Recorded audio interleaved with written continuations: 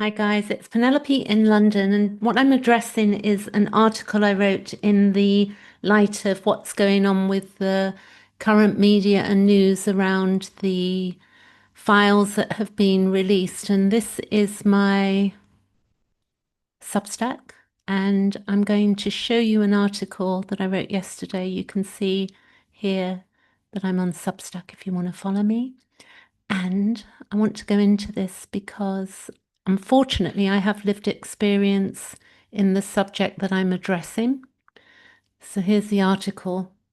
So when I wrote it, I was feeling very angry about the setup, the world that we live in. And when you look at CSA and exploitation, we're going to have to, at some point in society, the people that have experienced that need to get to containment and self-preservation, because the problem is that CSA takes up your whole entire life with flashbacks, memories, and re-triggering of news like the Epstein files at the moment. So what I'm going to do is show you that you can go to this article, and I've made a 17-minute recording.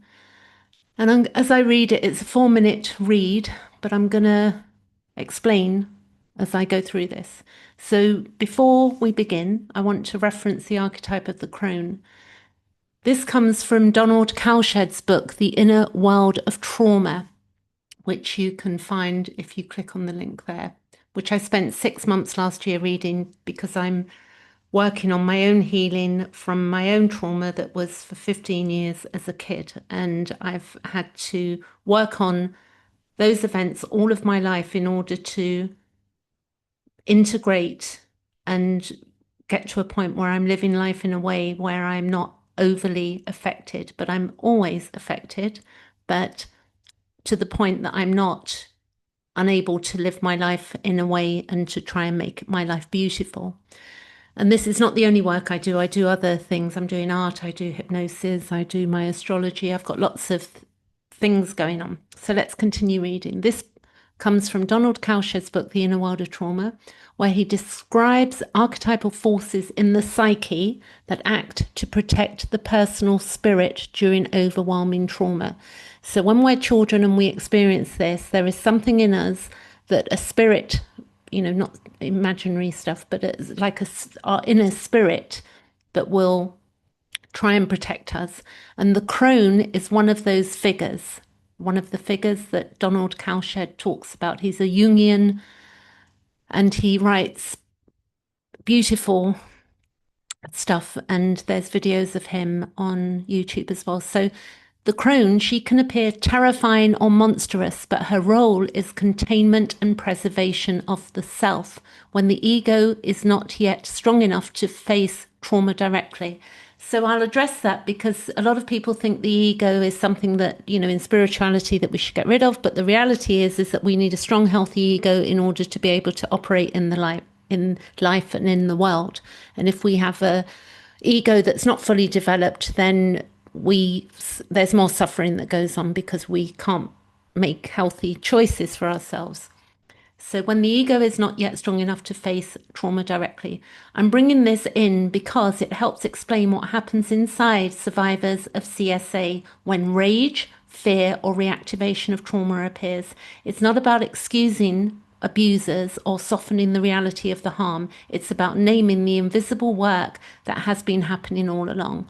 So there is invisible work that goes on. I find, for me, a lot of my memories and flashbacks after therapy that I had in 2018 to 2020, I had therapy for CSA that was in my past as an adult. And I had a meltdown in 2016, which led to a lot of losses. And I had to go and visit these problematic things that I was living in order to integrate them. So it's about naming the invisible inner work that has been happening all along and what's happening in your nervous system right now, or our nervous system, my nervous system.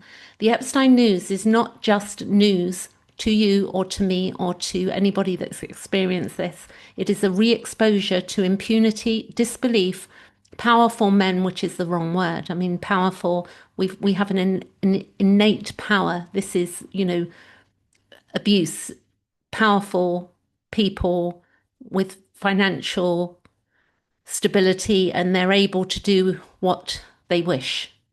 So, and clearly not all people that have hold power are abusive either. So we have to remember that. So powerful men not being stopped, and women as well, and a system failing to protect girls and boys. I add that because I didn't write it in my article, but boys as well. That doesn't just trigger memory, it reactivates a survival self that came online when you were a child. So when we're a child, a survival self will come in, and it will protect us. So this is where dissociation comes in. And also, as we get into our teens or a bit older, we can go to substance abuse as well, because the dissociation maybe is, we begin to remember things. So we begin to dissociate with substances or relationships that are unhealthy for us. And it's not that we're choosing that, it's just that we're trying to deal with this, inner demon of memories. So the intensity of our rage, your rage, our rage, is not excessive. It is proportionate to the original violation. So if we're feeling rage right now, you know, in many ways, it's healthy. Rage does not mean we're hurting other people. But again, we don't want to turn rage inward. We want to be able to speak up and speak about it. And it's so frustrating because I've known working at an NHS clinic 1 day a week where part of the arm of the clinic is dealing or helping people who've been through CSA as children and are now adults. And for me, I didn't really start speaking up until I had my meltdown when I was around 50. And now I'm coming up, this is like 9 years later, and I am okay with seeing what's being played out in society because I feel grounded in myself, and I'm very angry about it. I'm quite rageful about it, but I know that I'm handling it in a way, like now, I'm letting people know that you're not alone. We've got work to do together in order to deal with this horrible crime that happens in society.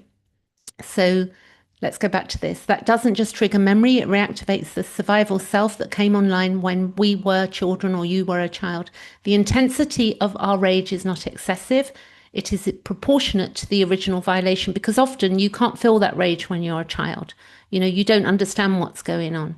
So your body remembers. Our body does remember. I remember now, years after having therapy and doing the work I've done on myself, I still have nightmares and flashbacks, which help me to develop a strength of ego, because in the dreams that I have, or the sometimes sleep paralysis, when I have those, I'm able to journal the next day or think about it or speak to a friend about it. I've got friends who like Carl Jung, so I'm able to speak to them about it and talk about my dreams. I'm not hiding this. I'm not internalizing it. I'm putting it out there. So your body remembers. They did whatever they wanted and no one stopped them. Now, for me, unfortunately, this happened under the same roof. So that meant that, other people were at home. I was a little girl, and this went on for many, many years. And it was only when I stood up at the age of 15, 16 that the perpetrator was sent to prison. So that was a very big thing for me to do at 15, 16. But the reality is that didn't, that basically meant that I had an unfortunate connection with the family that I grew up in, and I was unable to maintain relationships because of my mental health. I just couldn't do it. I tried over the years, but came to a point where no contact for me has been much healthier for me in my being.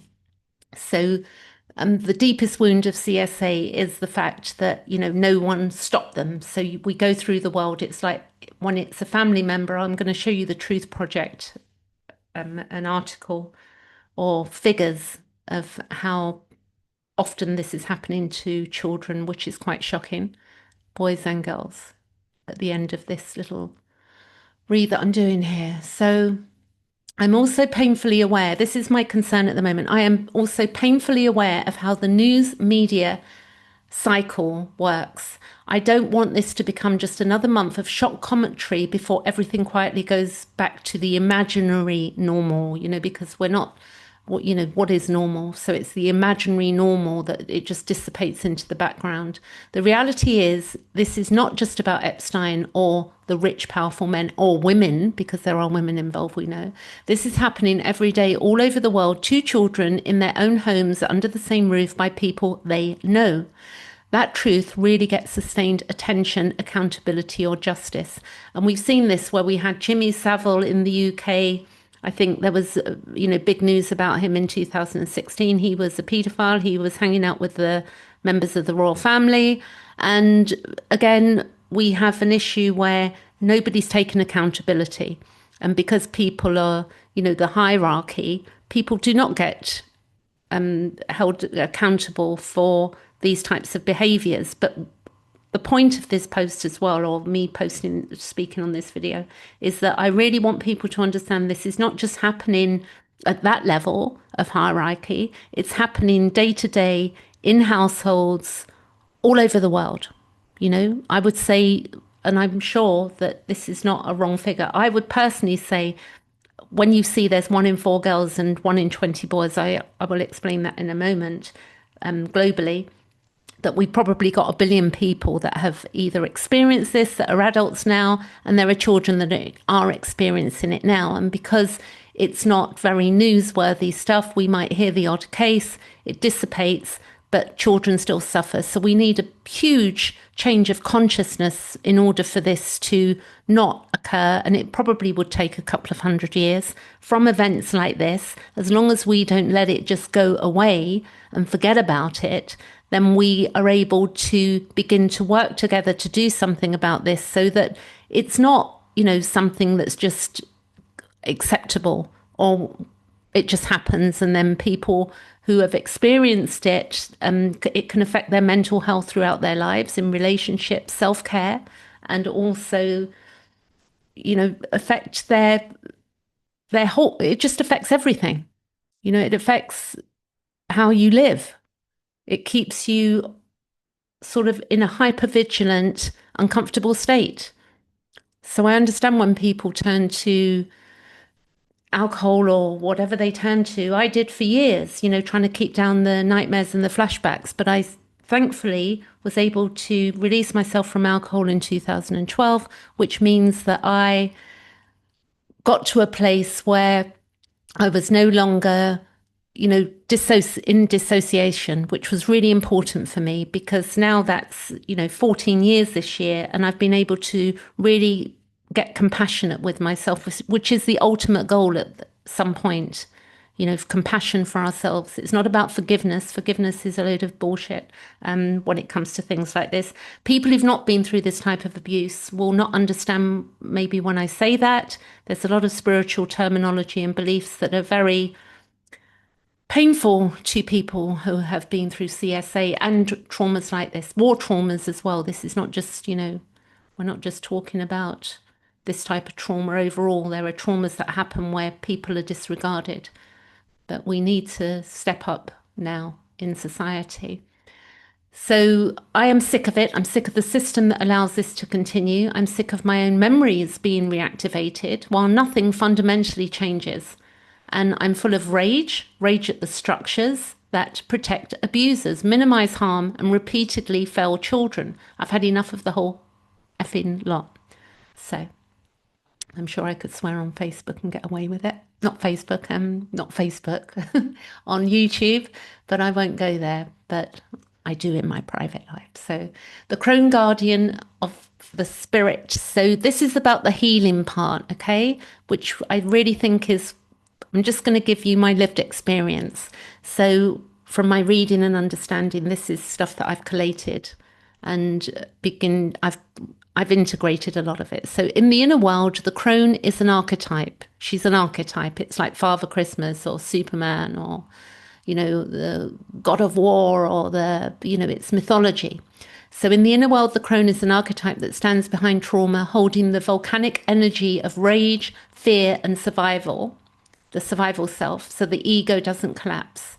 So the healthy ego is where we make choices and we can look after ourselves and we have self-compassion and we can have compassion for others, not people who do things like CSA to children, but, basically where a healthy ego is really important. It's a self-care. It's a self-care system. And it's also where we get to have compassion for ourselves. So she appears monstrous in fairy tales, for instance, because her work requires containment. So we have to contain. We're not This is why I think it comes up much later for people. For a lot of people that I know that start speaking up, they're in their 40s and then they're in their 50s. People rarely speak up. They have this experience of CSA and then they go through their entire lives and then they hit a wall, and then it's like it comes up and it has to be dealt with. And generally that containment is really important, because if too much too soon, too much information too soon, it can overwhelm us. And that leads to withdrawal and sometimes isolation.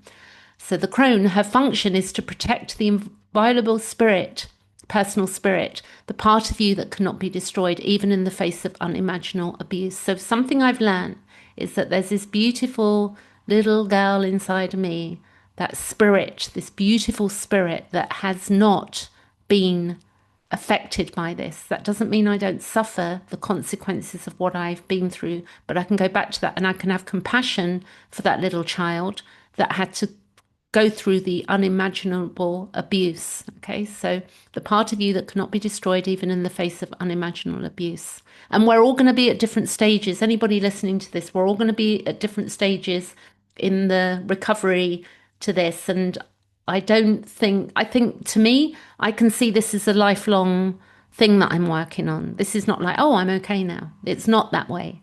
When you get triggered by something, or you have anxiety, or you have a flashback, or you smell something, or you see a color or something, because when you take, like, for instance, myself, let's say from the age of 4 until 15, which, is my entire childhood, there are so many things that will trigger me, that I have to then handle and learn how to not let something trigger me like that. And the good news with therapy, specifically for CSA, it was specifically for that. What it meant was that I began to learn to be able to regulate myself, because somebody for 2 years listened to me about the terrible things and my feelings and the tears and the anger and the rage, and they could help me contain it.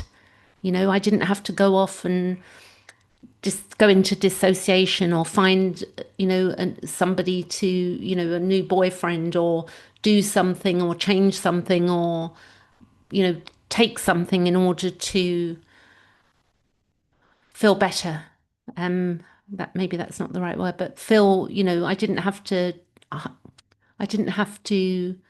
get rid of the feelings. I could sit with the feelings. I then began to contain my own feelings, but I'm still able to speak about them to certain people who aren't shocked by the content that I talk about. I'm able to tell them things that happened to me. And this isn't everyone. This is people that are very personal and close to my heart.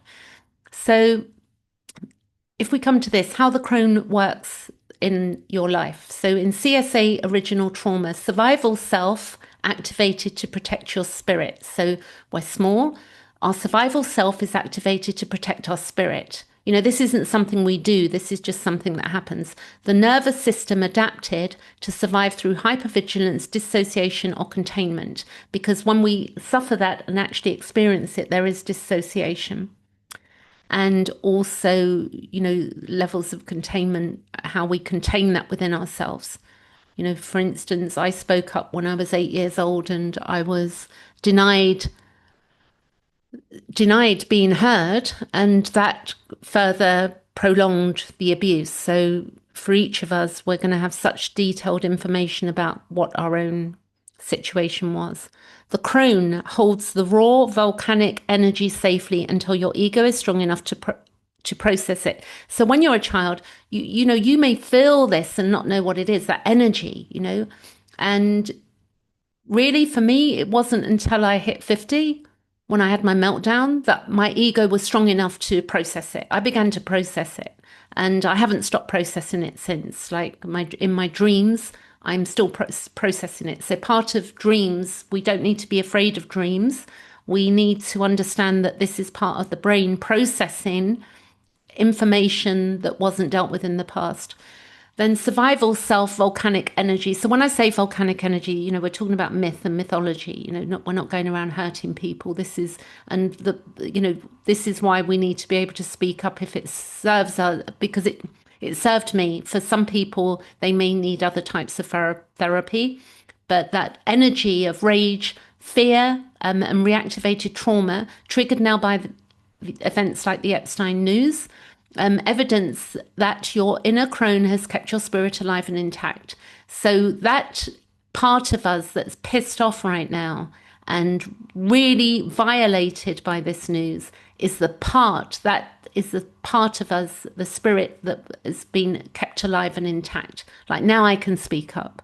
And, what other people think is really none of my business with regard to this, because there are going to be people that listen to this maybe who have not experienced this, and they just won't know what I'm really saying and what it really means. And that's just the way of life. It's not that we're all on different paths and we've all had different experiences, but there are experiences as such. Like I've never had a child, so I've never been a mother. So if a mother was speaking to me about their child and, childcare, I wouldn't understand everything they were talking about either. So this is about lived experience. And if people have not had the lived experience, why would they understand?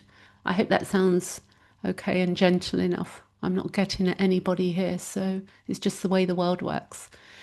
So compassion, external and internal. External, so we need to get to a point after our anger and rage that we begin to have compassion for ourselves.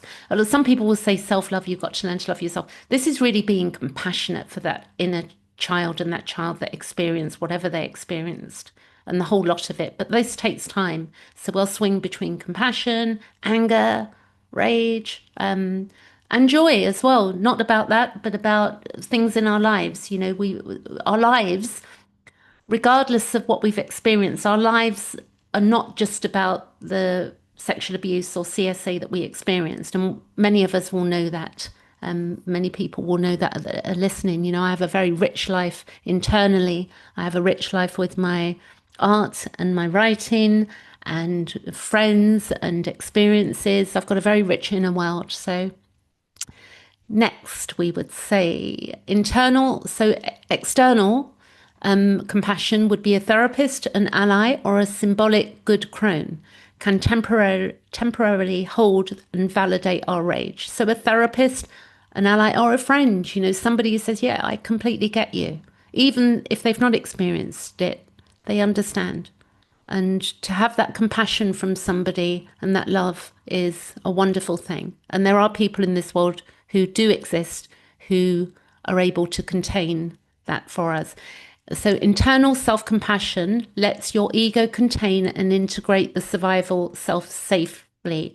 So for anybody, work on the compassion for that inner child and don't rush it, don't push it. It takes time. It could take many years, but the goal is self-compassion.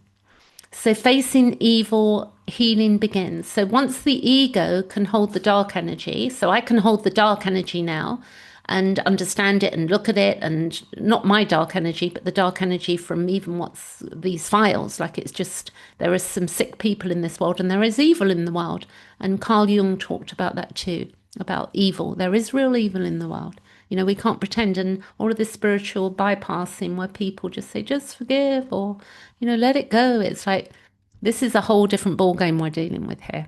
There are terrible things that happen, wars, where people are being wiped out, children being wiped out. We know as we watch the news. So integration, wholeness, and reclaiming personal agency and flow. So the integration is a daily thing. We integrate, we keep integrating things. And then wholeness is an ongoing, right to the moment we're not on planet Earth anymore. From the moment we're born to the moment we leave, we're guided to that and working on that. The inner arc. The inner arc can be understood as a sequence of steps. So it begins with CSA and the activation of the survival self. So we experience CSA, then we have this survival self that shows up and it goes, I'm not, or we dissociate or we get angry. But we just have, we're going along with these adults because we just don't know any better. And many children are told, don't tell anybody. And the whole story is that paedophilia and psychopaths play out. A lot of these people are aware of what their ultimate goal is. So I really look at CSA, much of it, not all of it, but a lot of CSA is a form of psychopathy in my view.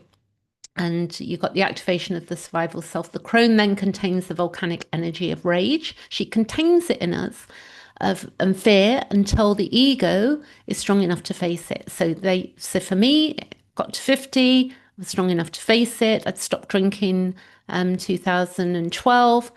And in 2016, 4 years later, I was able to face it. External compassion from a therapist, that happened for me. And by 2017, I got into therapy, 2018.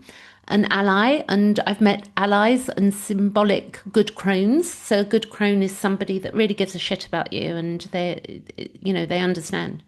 And that can be, that could be a male good crone. It's not just a female. It can be somebody that has got your back. That's temporary. That temporarily holds and validates this energy. With that support, the ego internalizes self-compassion. So when we get the support and saying, yeah, I get you, then and society needs to do this now. This is the level that society needs to get to, where the consciousness of the collective internalizes, this self-compassion, but also then outwardly compassion for others. Because when these acts are carried out, there's not a lot of compassion going on. In the years, but I was in a children's home in the 70s as well, where I experienced CSA. So I fought in 2020, I fought against these happenings, and I was able to speak up around that. So this is very good that I got to use my voice. So the ego internalizes self-compassion, allowing it to integrate the survival self safely. Finally, when the rage and trauma can be confronted without overwhelming the ego, healing begins. Integration occurs and a sense of wholeness is gradually restored. So a note to my readers I put here. If you recognize your own survival self, your rage, your volcanic energy, know this. It is real, justified, proportionate. The crone, that mythic creature inside, has been holding your spirit safe all along, even when it felt vulnerable. And people may not get that right now, but it's like there's something that was held safe in me, not by another human being, definitely not in my childhood, but there's something that held safe in me, even when it felt unbearable. And the next step is to not minimize or suppress your feelings, but to hold them with self-compassion. So if you witness your experience and reclaim your agency, because there can be a huge loss of agency, meaning loss of agency means, the beautiful things we want to do, the ideas we have, our imagination of things we want for ourselves can be stalled because of these events that we've experienced. So healing begins when the rage can exist without destroying you, when your spirit, your survival self, and your ego can coexist in safety and clarity. And finally, I hope this helps somebody out there who's been reactivated to know that they're not alone. The unfortunate reality is that in the UK, 1 in 4 girls, likely far more than reported boys, experience CSA. The Truth Project mentioned 1 in 20 boys, and I do not feel that this figure is helpful and that boys and men are less likely to disclose this type of abuse. This is not just a statistic, it is a reflection of lives violated, often repeatedly. I hope that we begin to confront this horrible crime against children in a meaningful way so that the abuse is recognised as completely unacceptable and the cycle of repetition is stopped. We reclaim our agency by working together on this. And this is under the same roof families, start talking about this stuff. If you, suspect there's something, children, show up and we can tell when a child is, hiding something. We need to be able to communicate with the children in a way that doesn't, frighten them, but to know what's going on for them. Children should not have to lie about anything and they shouldn't have to hide anything from family members. So only then we can begin to create a world in which children are truly safe and protected. This may take 200 years to get to this level. This is a beautiful picture. And I said, I'm not sure who the artist is, but this image speaks to me of hope and grace. My wish is that all who have been harmed find the courage to reclaim their agency and create as beautiful a life as possible. It reminds me of what Donald Kalscheg wrote in his book, In a World of Trauma, at the end of his book, when both the good and the difficult parts of the self can be held with compassion, the crone becomes happily down into the world and makes it a beautiful place in which to live. This is not a fairy story, in that, may that be our path too. We can make our lives beautiful, but there is a lot of work to do, and you are not alone. One last thing I want to show you, for anybody who is interested in the figures in the UK, is that we have this. If I click on this, hopefully it does show on the screen. So this is the Truth Project, which was done in 2021. The Truth Project, which concluded in October 2021, it gave more than 6,000 victims and survivors of child sexual abuse an opportunity to share their experience with the inquiry. So there was an inquiry. So then if you go to you can see it's a Truth Project.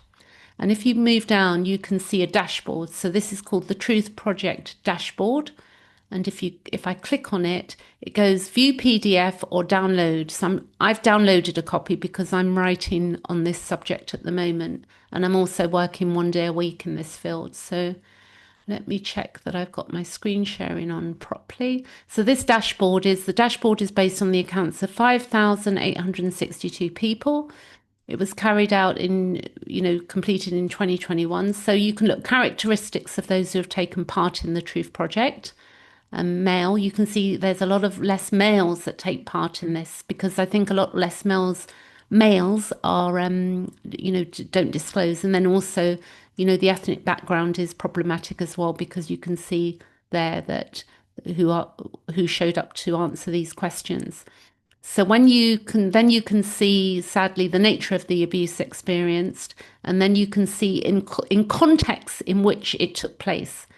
This is shocking. So this is why I made this video today, because it means that whilst this is happening at the hierarchy at the top, with all of these people running around, with their big pots of money and their ignorant psychopathic behavior, relationship of the perpetrator to the victim and survivor. So family member, 47%, other relationships, another child not related, 14%. So religious staff. So you can go through this. 42% happens in the family home, 15% in schools, religious institutions. So this was taken from the 6,000 people here. So I think probably a few people pulled out of that. This is very useful to know, because we are not alone, and we do currently, it's 1 in 4 girls, and they say 1 in 20 boys, but I really think that figure is because men are less likely to disclose CSA. Then we have the impact on mental health, the impact on relationships, the impact on employment and school, impact on sex and intimacy, impact on the physical health, criminal behavior. So people are suffering, and we need to get to a point where this is no longer occurring. I'm going to leave it there. And thanks for listening. It's a heavy duty subject, and I have other subjects, but I really needed to bring in my lived experience and my feelings around what is currently going on. If you've got anything you want to ask me, put it in the comment box below, and I've got my webpage where I'm contactable as well if anybody needs help. But also do find out your local numbers for help if you get distressed, because for some people this can be very distressing. So I'll put a few links on in the description I'll find the one for the USA and the UK. Okay, thanks for listening.